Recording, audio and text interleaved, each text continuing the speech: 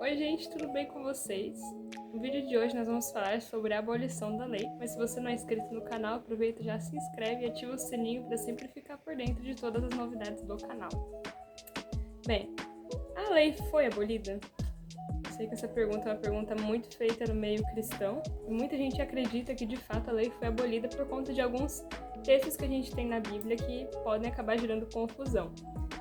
Um deles está lá em Efésios, no capítulo 2, versículo 15 e 16, que diz: aboliu na sua carne a lei dos mandamentos na forma de ordenanças, para que dos dois criasse em si mesmo um novo homem fazendo a paz, e reconciliasse ambos em um só corpo com Deus por intermédio da cruz, destituindo por ela a inimizade. Outro texto também está lá em Gálatas, no capítulo 3, versículo 24 e 25, que diz: de maneira que a lei nos serviu de aio para nos conduzir a Cristo, a fim de que fôssemos justificados por fé.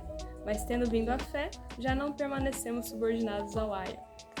E aí vem aquela pergunta, né? Não dá a entender que a lei, então nesse texto, ela nos serviu para nos levar até Cristo. E quando finalmente, né, nós encontramos a Cristo, já que esse era o papel da lei, a lei não é mais necessária nesse momento? Será que é isso que o texto está dizendo? Mas, em contrapartida, a gente tem textos no Novo Testamento que mostram exatamente o contrário. Não parece que a lei não é mais válida. Porque, por exemplo, lá em Mateus 5, nos versículos 17 e 18, o próprio Jesus diz: não penseis que vim revogar a lei e os profetas, não vim para revogar, vim para cumprir. No 18, porque em verdade vos digo, até que o céu e a terra passem, nenhum iontil jamais passará da lei até que tudo se cumpra. E ainda ele continua falando: aquele pois que violar um destes mandamentos, posto que dos menores, e assim ensinará aos homens, será considerado mínimo no reino dos céus. Aquele, porém, que os observar e ensinar, esse será considerado grande no reino dos céus. E também tem textos do próprio Paulo falando sobre essa questão da lei, que pode até parecer que ele mesmo está se contradizendo, mas a gente consegue entender um pouco mais pra frente. Tá lá em Romanos, no capítulo 3, versículo 31. Anulamos, pois, a lei pela fé? Não, de maneira nenhuma, antes confirmamos a lei. E também no capítulo 7, no versículo 12, ele diz: por conseguinte a lei é santa e o mandamento santo, justo e bom. A gente se pergunta, tá, pra que lado a gente fica agora, né?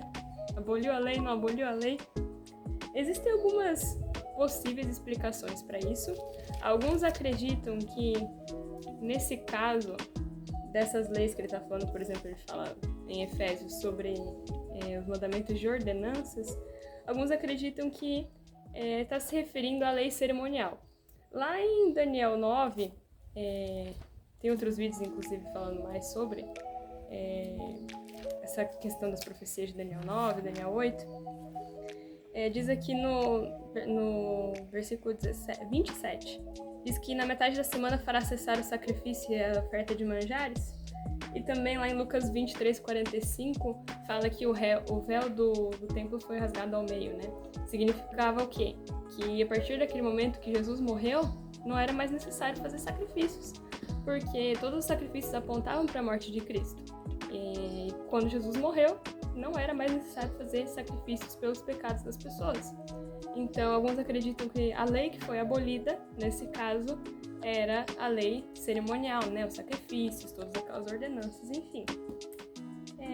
Mas também pode ser que esteja falando da lei normal, né?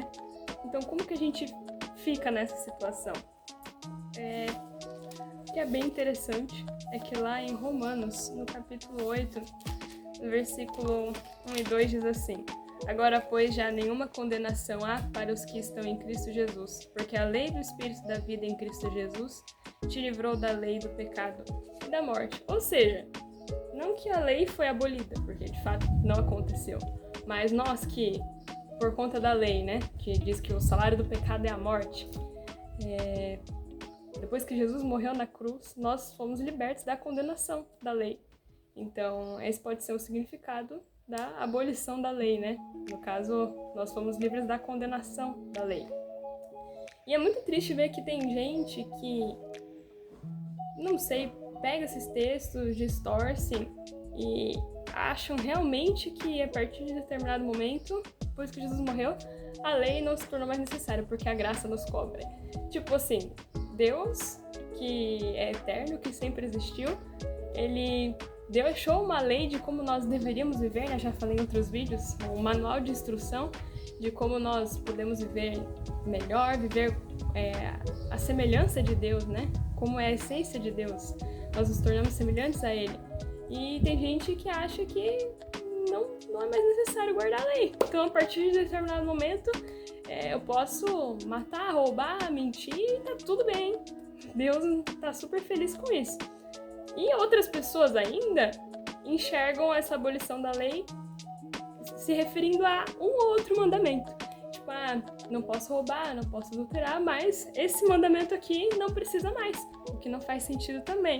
Como, por exemplo, lá em Tiago, no capítulo 2, versículos 10 e 11, diz: pois qualquer que guarda toda a lei, mas tropeça em um só ponto, se torna culpado de todos, porquanto aquele que disse não adulterarás, também ordenou não matarás. Ora, se não adulteras, porém matas, vens a ser transgressor da lei.